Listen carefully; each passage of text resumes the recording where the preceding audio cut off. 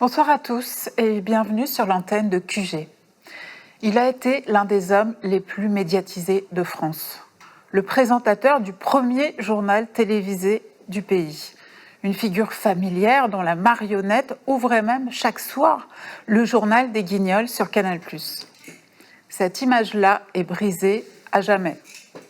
Désormais, Patrick Poivre d'Arvor est le protagoniste d'un feuilleton sordide émaillé de viols, d'agressions sexuelles et de harcèlement en tout genre.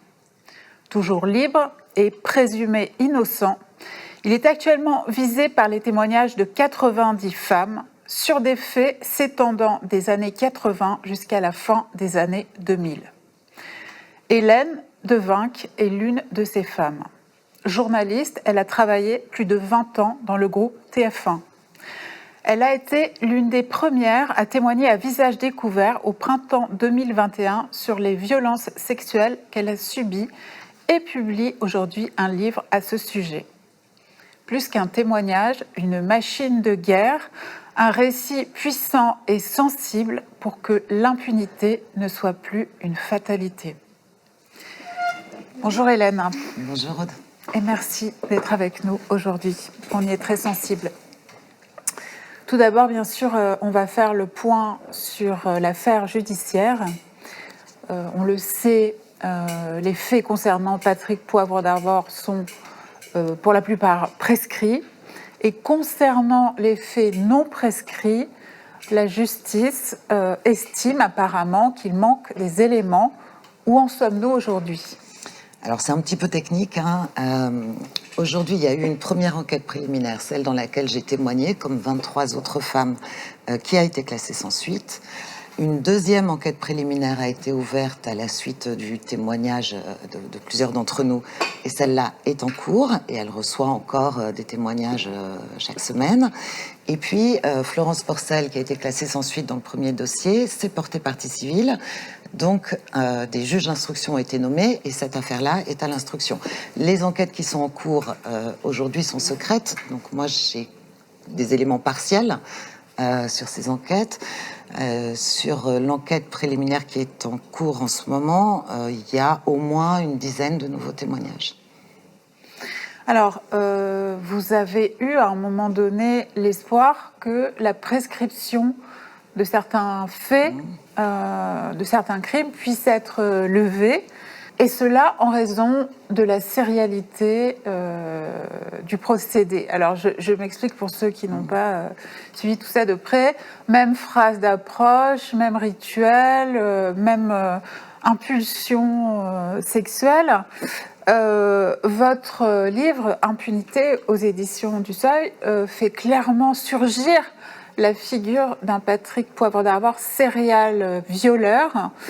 Et pour cela, vous vous appuyez sur une très belle image mythologique, celle d'une tapisserie. J'aimerais beaucoup que vous nous racontiez cette histoire. Alors, je crois que vous voulez vous parler de l'histoire de Philomèle, qui est dans les Métamorphoses d'Ovide. Mais il y a deux choses que je voudrais dire d'abord sur ce que vous dites. D'abord, la prescription. On a espéré qu'on pouvait appliquer ce qu'on appelle la prescription glissante, c'est-à-dire que quand un fait est porté à la connaissance de la justice et que des faits similaires se sont déroulés précédemment, ça pourrait invalider la prescription, mais ça ne marche que pour les mineurs, et c'est une loi extrêmement récente. Donc nous, on n'est pas dans ce cadre-là, et pour l'instant, moi, je suis prescrite. Les faits que je rapporte, c'est-à-dire ce viol de 93 est prescrit, donc il sera absolument jamais jugé. Sur la sérialité, ce qu'on appelle la sérialité, je raconte dans mon livre ce qu'il y a dans le dossier d'enquête, c'est-à-dire la répétition au mot près de ce qu'on appelle le modus operandi, c'est-à-dire le mode opératoire qui est caractéristique justement dans les affaires de serial killer ou de serial violeur. Il avait des techniques d'approche qui étaient toujours les mêmes, c'est-à-dire il demandait est-ce que vous êtes en couple, est-ce que vous êtes fidèle, et puis il y avait ce que j'appelle le coup du plateau, c'est-à-dire qu'on faisait venir une jeune femme qui l'avait contacté pour, je ne sais pas, moi, lui écrire une lettre, lui envoyer ses premiers romans, demander un conseil professionnel. Elle venait sur le plateau où il y avait tout le rituel, la majesté, les lumières, les projecteurs, etc. Et puis après, on l'amenait dans le bureau. La rédaction devenait déserte. Et une fois la porte du bureau fermée, toutes celles qui ont témoigné dans le dossier témoignent qu'il les agressait, il leur sautait dessus. Elles n'ont pas toutes été violées, mais toutes ont été au moins harcelées ou agressées. Donc ça signe la répétition, la compulsion et ce qu'on appelle donc la sérialité. L'histoire dont vous parlez, l'histoire de Philomèle, c'est une histoire qui est assez utilisée par les féministes aujourd'hui. Philomèle est violée par son beau-frère, le mari de sa sœur Procnée, et pour qu'elle le dénonce pas, et aussi pour qu'elle arrête de se plaindre, il lui coupe la langue. Donc elle ne peut plus parler, elle est enfermée, et elle trouve un moyen très astucieux pour dénoncer son violeur, c'est-à-dire qu'elle va tisser une couverture en lin blanc, et dans le tissage, elle met des fils pourpres qui envoient un message à sa sœur et qui tracent le portrait du violeur. Dans le livre, j'explique que, en fait, nos témoignages ont été analysés par la justice un par un. C'est-à-dire qu'on a séparé les fils et que on n'a pas vu le portrait du violeur que nos témoignages tracent. C'est-à-dire qu'on est plusieurs dizaines de femmes à raconter les mêmes choses.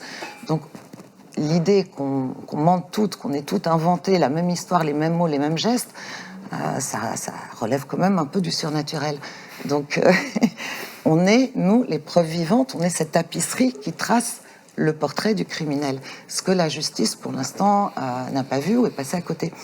Ce qui n'est pas le cas de la police, puisque le major qui a recueilli nos témoignages les a résumés en disant que c'était un prédateur sexuel abusant de sa notoriété et traitant avec cruauté les femmes qui osaient refuser ses avances.